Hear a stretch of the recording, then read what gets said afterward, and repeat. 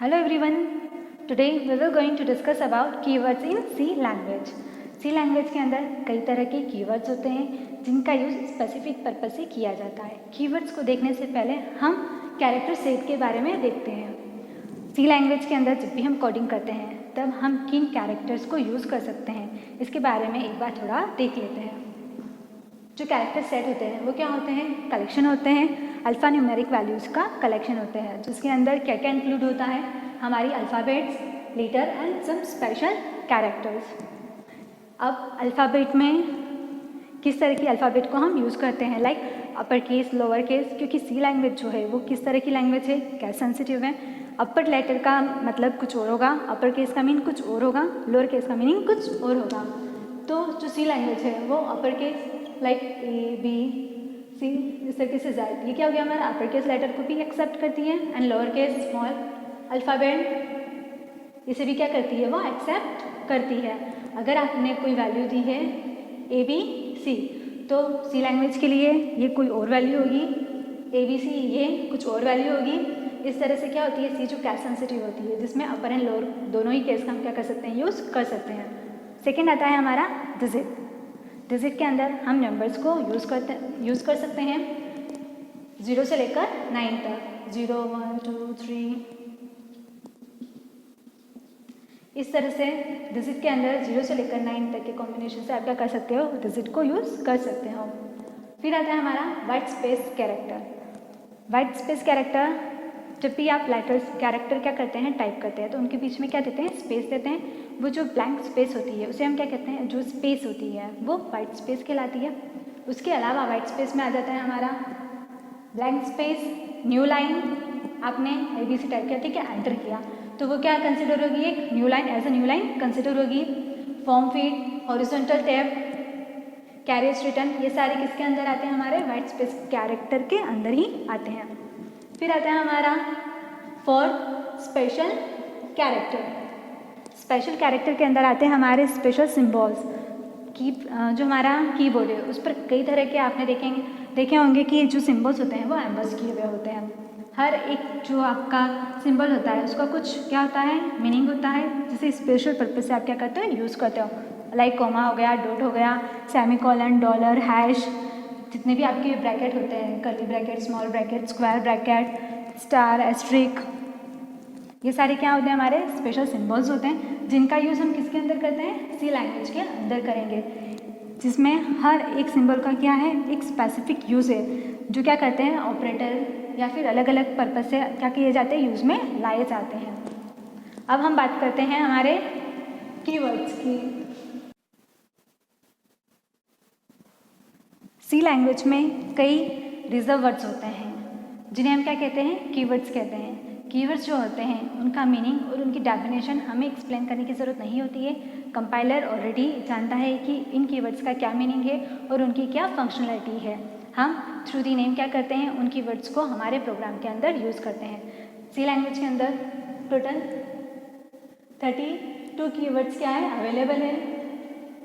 ये जो कीवर्ड्स होते हैं ये क्या होते हैं, हमेशा लोअर केस में होते हैं.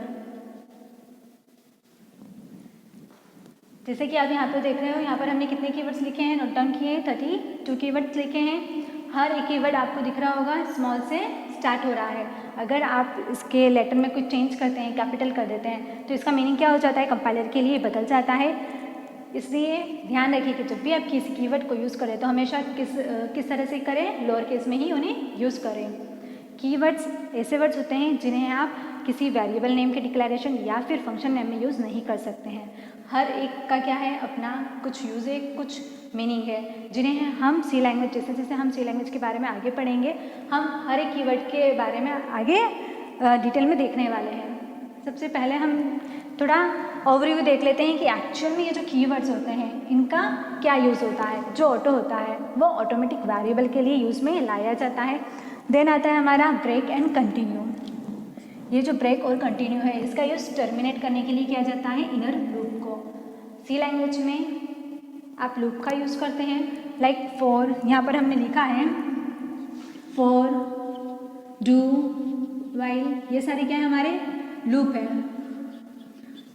इनके अंदर लूप के अंदर लूप जो होता है, अगर उसको आपको टर्मिनेट करना है या फिर लूप को ही टर्मिनेट करना है, जब आपकी कोई कंडीशन अकर हो जाती है या फिर किसी स्पेशल कंडीशन के अकर होने पर आपको क्या करना है, लूप से इमीडिएट बाहर निकलना है, तब आप क्या करते हैं, ब्रेक का यूज़ करते हैं। या फिर किसी स्पेशल कंडीशन के आ जाने पर आप क्या चाहते हैं कि उस कंडीशन पे भी आपका लूप रुके नहीं है, वो कंटिन्यू क्या होता रहे, चलता रहे, तब ब्रेक एंड कंटिन्यू स्टेटमेंट का यूज़ किया जाता है।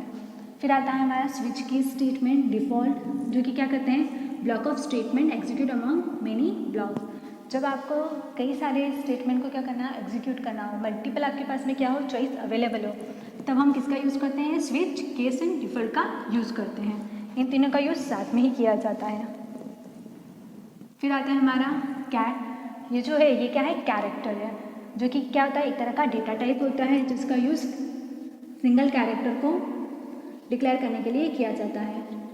अगर आपको सिंगल कैरेक्टर को स्टोर करना है तो आप किसका यूज़ करोगे, कैर का।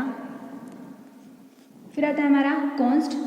अगर किसी वेरिएबल को आपको किस तरह का, किसी भी आइडेंटिफायर को आपको किस तरह का डिक्लेयर करना है, कॉन्स्टेंट टाइप का डिक्लेयर करना है, तब आप किस कीवर्ड का यूज़ करोगे, कॉन्स्ट कीवर्ड का यूज़ करोगे। फिर आता है do while.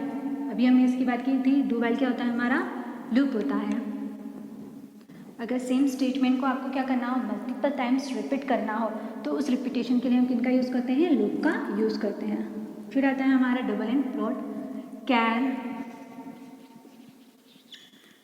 Int, double, float, ये सारे क्या होते हैं, हमारे डेटा टाइप्स होते हैं। यहाँ पर दे रखा है हमने, ये जितने भी होते हैं, इंट, कैर, फ्लोट, डबल, वॉइड, ये चारों क्या, पांचों क्या है, हमारे डेटा टाइप होते हैं जिनका यूज़ वेरिएबल के साथ में किया जाता है।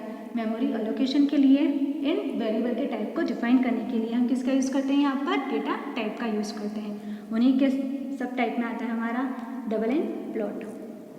फिर आता है हमारा इफ एंड एल्स।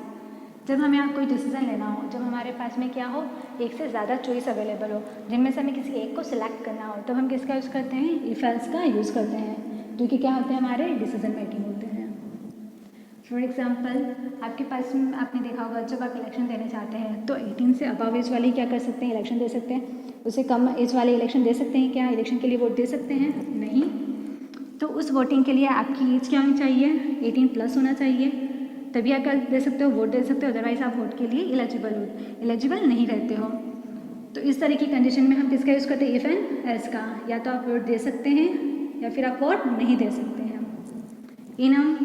इनमरेशन के लिए इनम कीवर्ड का यूज़ किया जाता है। एक्सटर्न लिंकेज के लिए, एक्सटर्नल लिंकेज के लिए एक्सटर्न का यूज़ करते हैं। फोर भी क्या है, एक लूप है।